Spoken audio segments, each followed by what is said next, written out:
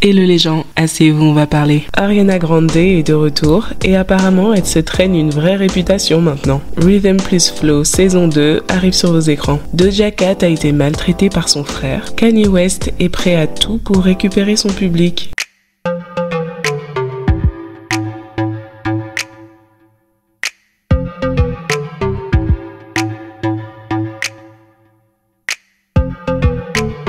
Si vous pensiez que les excuses en hébreu de Kanye rédigées par ChatGPT étaient suffisamment ridicules, détrompez-vous. Les Juifs n'auront pas fini d'entendre parler de cet homme tant qu'ils ne lui auront pas pardonné. Apparemment, quelqu'un de son entourage est en train de dire dans la presse que Kanye prépare une vidéo d'excuses de pas moins de 40 minutes. Juste Kanye, face caméra, qui s'excuse en long, en large et en travers pendant 40 minutes. Et apparemment, ça promet d'être du grand Kanye West. Ye divaguait et à des moments c'était impossible de décoder ce qu'il disait. La source dit que quelle que soit la vidéo, elle est censée sortir un peu avant la sortie de son album Vulture, le 9 février. Voilà, en tout cas à défaut de comprendre la logique, on comprend les motivations de Kanye avec ses excuses en série. Déjà lorsqu'il a publié son message en hébreu, juste après il a lancé la promo de ses nouvelles chaussures et là bien sûr la vidéo de 40 minutes accompagnera la sortie de son album. Il nous l'a dit dans son discours à Las Vegas, il est boycotté de partout et il a l'impression que toute l'industrie est en train de l'abandonner. Alors il se débat comme il peut pour survivre, j'imagine. On verra si ça paye. Moi je vous ai dit, je ne vais plus jamais courir pour défendre Kanye, encore moins sur des questions raciales ou communautaires. C'est très bien qu'il s'excuse envers les juifs, il a dénoncé des trucs plutôt justes, mais il a aussi dit des grosses dingueries. Alors peut-être qu'au bout de la 15e fois qu'il demande pardon, il finira par être sincère. Par contre, on ne l'a jamais vu s'excuser pour son histoire de l'esclavage comme choix de carrière. When you hear about slavery for 400 years, that sounds like a choice.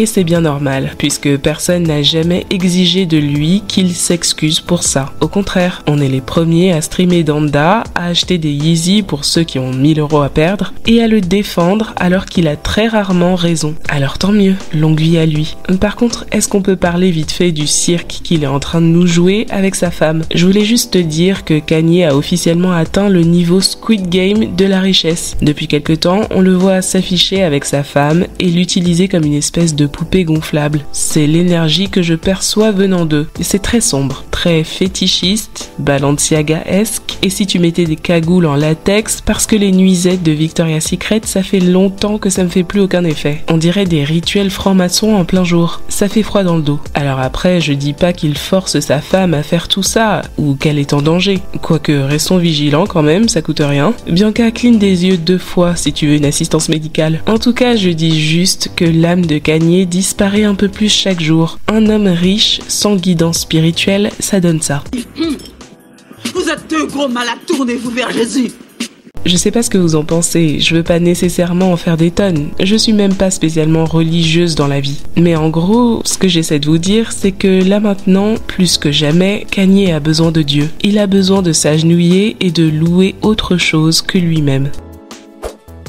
Doja Cat a un frère, ça c'est la première nouvelle. Doja Cat a aussi plusieurs demi-frères et sœurs, répartis à travers les États-Unis. On en apprend tous les jours. Bon, du coup, la vraie news, c'est que le grand frère de Doja serait en fait quelqu'un de violent et qu'il aurait déjà tapé jusqu'à lui casser les dents. Voilà. En fait, la mère de Doja Cat a déposé une demande au juge pour avoir une ordonnance d'éloignement contre le frère, pour elle et pour Doja Cat. Elle a dit au juge que Doja a été verbalement et physiquement maltraitée par son frère, notamment la fois où il lui aurait cassé les dents, mais aussi il l'aurait griffé et lui aurait laissé des marques de coups et aurait aussi détruit et volé des objets qui appartenaient à Doja. Le gars s'appelle Raman et Raman, il parle très mal à sa sœur. La mère dit qu'il lui parle de façon très dégradante et rabaissante, ce qui fait que Doja ne se sent pas en sécurité et se sent traumatisée. Et c'est pareil pour la mère. En fait, on apprend tout ça seulement maintenant car la mère a mis le nom de Doja dans sa plainte. Mais en fait, apparemment, Apparemment, Rahman avait déjà une ordonnance d'éloignement, mais elle a expiré il y a peu de temps. Début janvier, il a encore eu une altercation avec sa mère, et c'est pour ça qu'elle est retournée voir le juge. Tout ça, c'est la version de la mère, hein. Mais on dirait que le juge la croit un peu, puisqu'il lui a accordé son ordonnance de façon temporaire. Par contre, il a refusé de donner l'ordonnance pour Doja, car il considère que c'est à Doja de faire la demande pour elle-même si elle veut être protégée. Pendant ce temps, on a trouvé le frère en train de faire sa promenade et on lui a demandé c'est quoi son problème exactement. Mais il a totalement nié les accusations. Je sais pas si on peut vraiment prendre ça comme une déclaration officielle. Il était à deux doigts de nous dire qu'il connaissait pas Doja et sa mère. Il voulait juste pas parler en fait.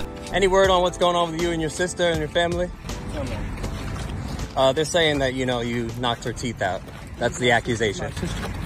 The singer, Doja Cat? No, I don't know that. Are you denying what happened? Yeah. So you did not hit your sister, you did not knock out her teeth? I haven't seen anybody in years, what are you talking about?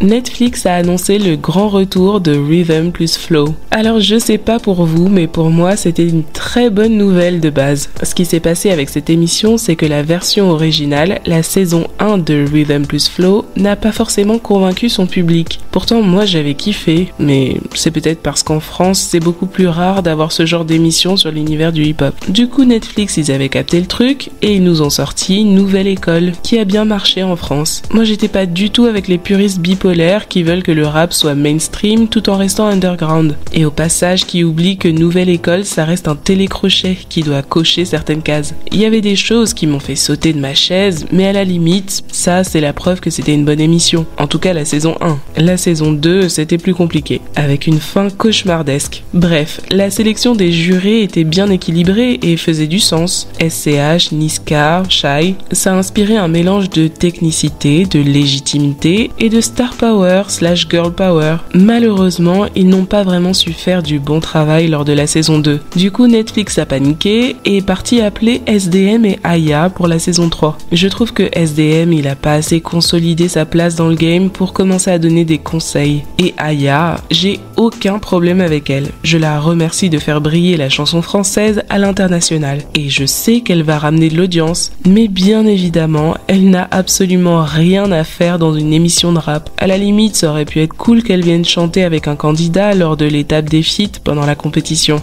Mais être jurée, ça n'a aucun sens. Et je crois qu'il n'y a pas de débat là-dessus. Je m'égare un peu dans la conversation, mais ça me fait plaisir de parler de Nouvelle École. Et puis de toute façon, c'est en gros le même problème qu'on retrouve avec la version américaine Rhythm plus Flow. Les jurés de la première saison, c'était T.I., Chance the Rapper et Cardi B. Donc encore une fois, la technicité, la légitimité et la star power, girl power. Mais là, ils reviennent avec Ludacris, DJ Khaled et Lato.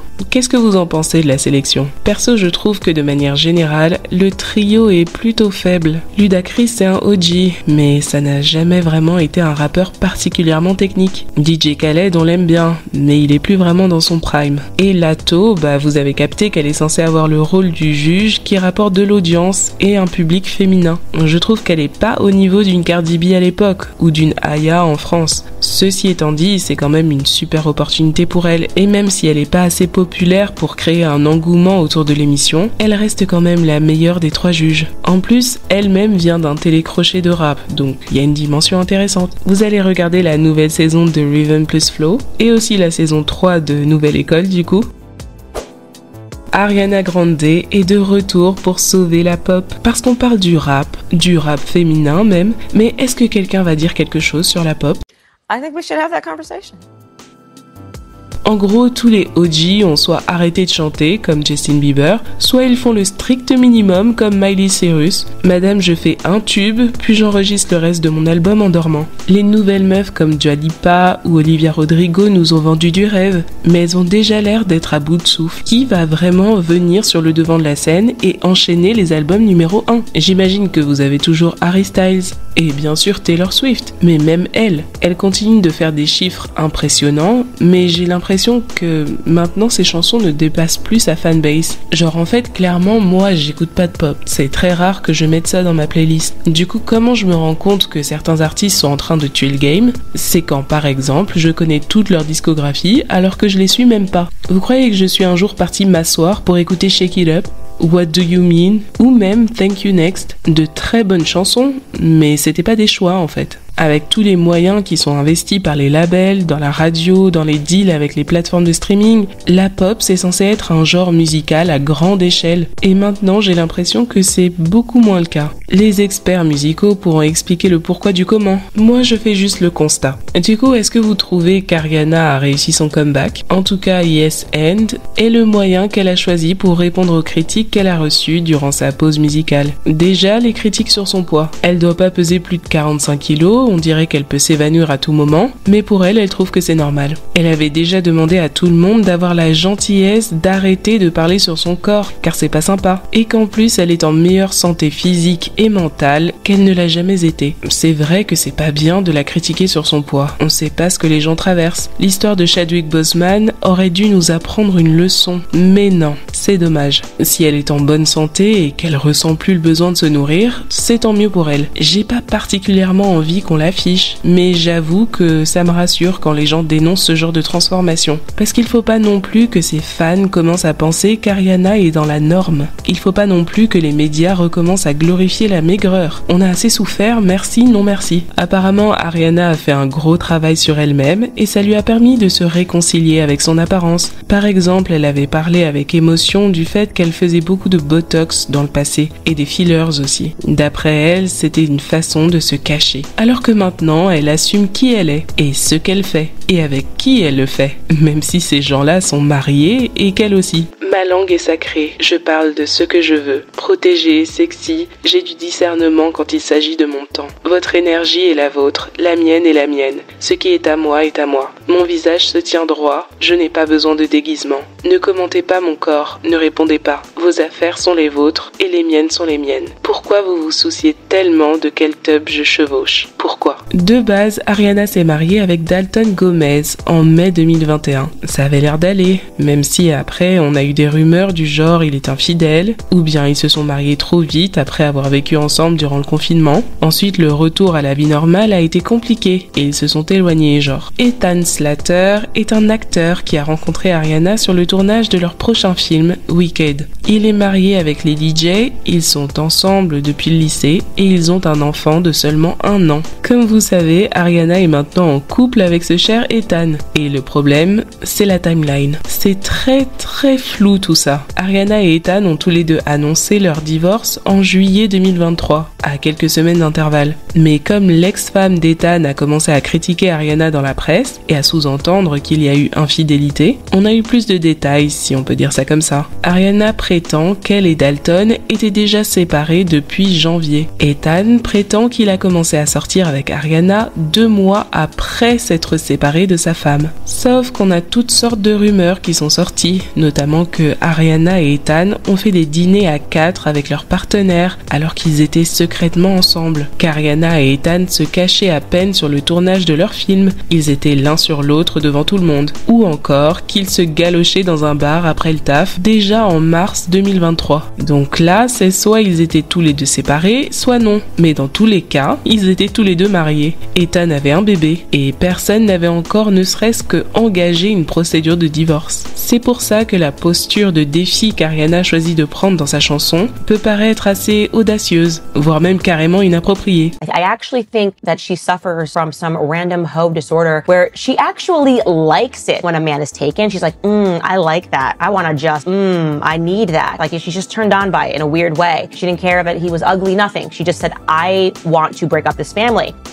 Faites pas attention à Candace, elle cherche son buzz, c'est pas nouveau. Par contre, au-delà des insultes, est-ce que vous êtes d'accord avec elle? Vous trouvez qu'Ariana est une PUTE et que sa passion c'est de briser des familles? Les dates parlent d'elles-mêmes, il me semble. Quand on parlait de son poids, elle est venue s'asseoir sur les réseaux pour nous expliquer sa version. Mais maintenant qu'elle n'a plus aucun moyen de se justifier, elle découvre que sa langue est sacrée, comme c'est pratique. En tout cas, moi je la regarde seulement. Son premier tapis rouge avec Ethan, ça va être des barres de rire. On savait déjà qu'Ariana était une petite garce dans son genre. Là, c'est un niveau au-dessus, certes, mais les gens vont s'en foutre, vous allez voir. À la seule condition qu'elle fasse de la bonne musique et que le film soit bien.